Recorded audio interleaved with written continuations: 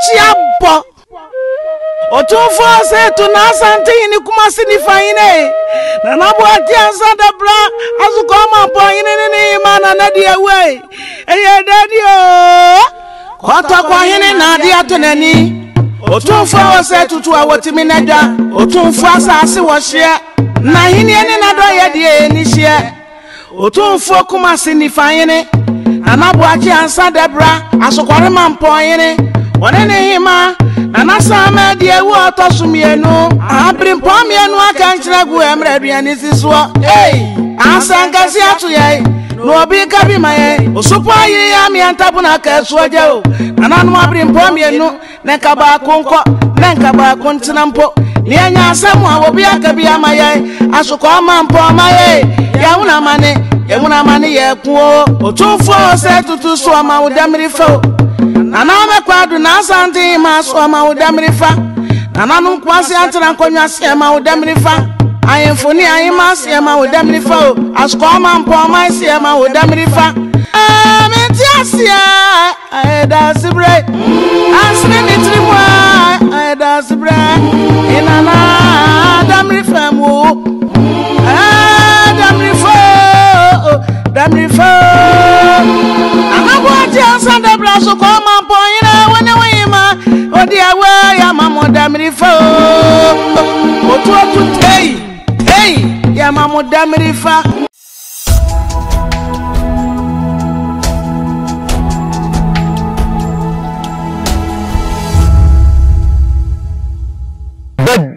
na wajeme so see sanim awe die womu ye bre na so ye mo bibia kwa ba YouTube Adumasa TV Facebook Adumasa online bo mo dey subscribe dwumadie no wa follow social media handles ni nyina so na wa share dwumadie no so e de amaye enne je na eye Boakye Ansa Debra Kumasi ni fahene asokore mampo hene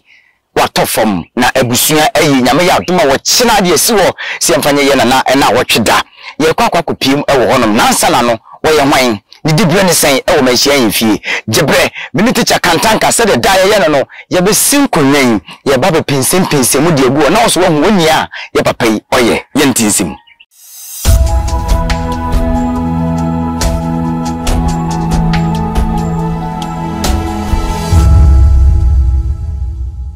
teacher akwaba Mejoso yapomo kodie da obade sene na nkopon tweti ampon na mama mo da wema se wo mo yedie ye da wo mase teacher na wotweda ye na Boakye Ansa Debra sokoi mampon na to na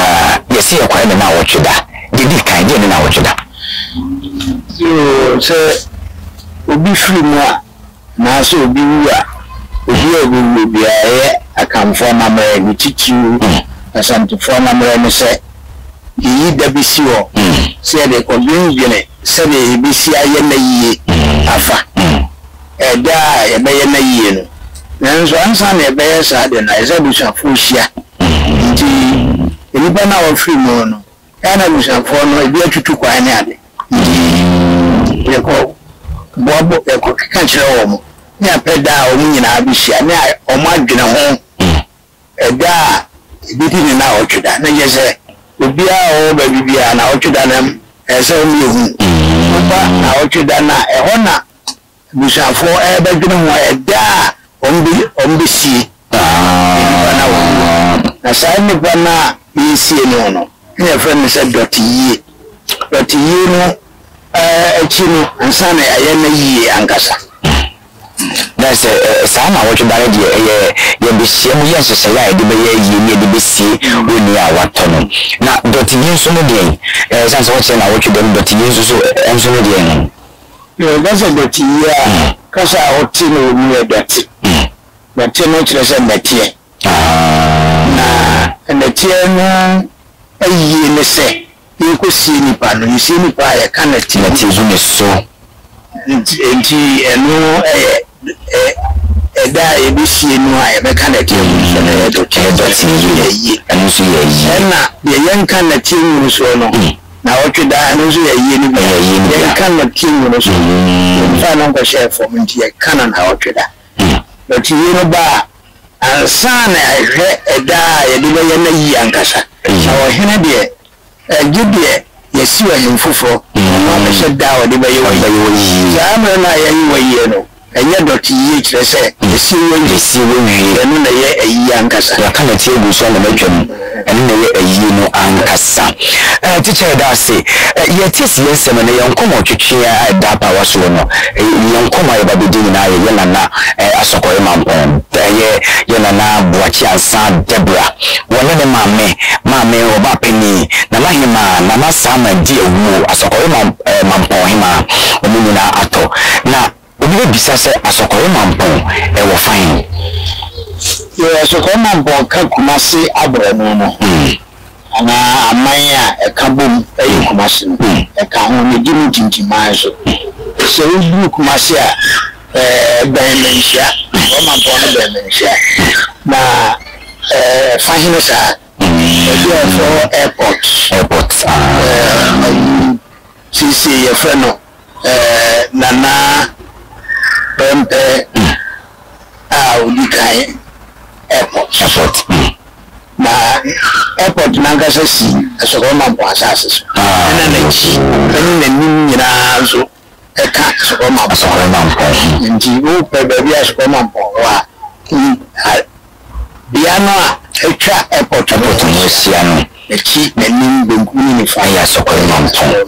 mampo na se wa onimu obia no teacher kantanka ameyemu biaya asoko mampo na ankasa ewo Jana mambuache ansa Debra yesi Kumasi ni fahene utufu ni fahene ye pesi ye bisa nsemu ni bisa feku ben enu womu ye tidi fahene di ye bisa feku womu ye nimsechi don feku ye nana ye nana wonya ni baby ko ye nana okura ohina ba bisa ipoku acha mpemene na chi don feku ena no womu yana na nifahine wono so nifahine ni cheso wo nifafo kom anase edi nifahine na eda no so kwa nifane feku wono de biba ko de achane feku ka ho ana edu mi na nifa feku ena ono da no ohine eda nifa feku ano de ka je ni feku ye den fuku ekasi kura onipa aka omo abomu na freno okuo na de fe ka ho de a na jese nipa omo tipen yepe omo dibre yepe ana aka omo abomu nti afefro okuo afese wo chimo a obi so nse na obi ekunu makwa ko pie mu obi nso nso obi se wa fe ni obi dia ni se ni pa na eso bro so ana nanya sanati ana o kokosie mu de o kese a wo no mo kasa bibia edi ono na oda fuku na no nti yoku school kwa so bi class prefect ni na mu gina pe sanati so ono wo bibia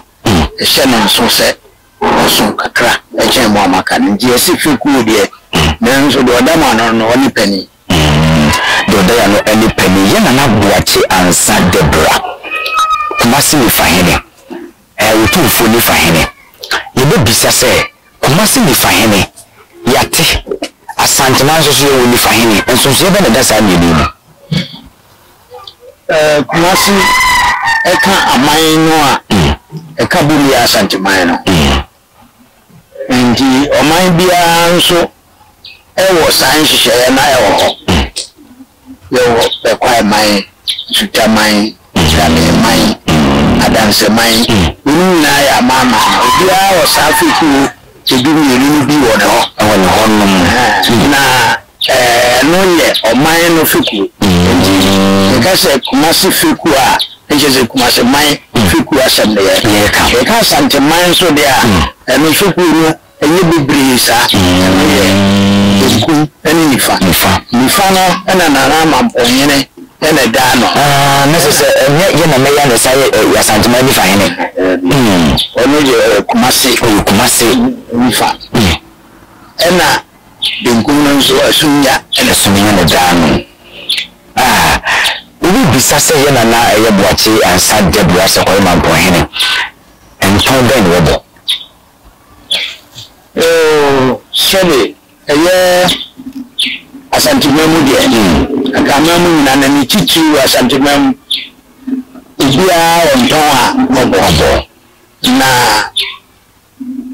ayimfone de dali hiapa tonwa ayimfone ahemana kana ohene no hema nyina bonton baako enti naso ko mampo hene de ekona ngomo no makraboa ene eko anase ntie uga mu ntie na bisa hwan no ne ka no mu a ewo nifa fakum hwan no ne ka ye na na so ko mampo hene no ewo nifa fakum be enkuro se emotwi ene kabum na emotwi na fi motwi ko ene kabum ene ye nifa fakum na sani fafikuro nzo nyina ohene dano enji se ebasa ye ko omo ko nhemu a ohene a odano ena okugina homa ono niku na ode abeka niku kuma na ode abeka fafikuro enji yewo asoko mampo ya asoko mampo nyina na edano yewo nkwantakese ene yewo atuma fasi ononzo fasi ene afasi ene na dana bichamso bichamso ene na dana bebre nso bebre ene na dana ene yewo mfantifo ene omo masemamo omo ene nso ekaho ye kwafo hene ono so kaho ye wo nzemafo hene kaho ni na kabum ye nifafiku we see ye na Brachi ansa Deborah so ko mampo hene awe na di ko wada wo ma wo so ekona ebusia wo boye ekona ebusia no wo bo na eno so kire se wo no ma ene ne wo fiku no nyina ye kona fo ana yo fiku de ye omo hihye ne sa etora bia na fiku no ebi akodoso sabe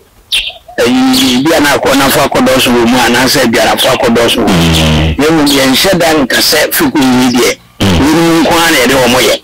ndi ye fa asokoma mpo na asokoma mpo ina ono ye ko na nyenya oba nkwantakese a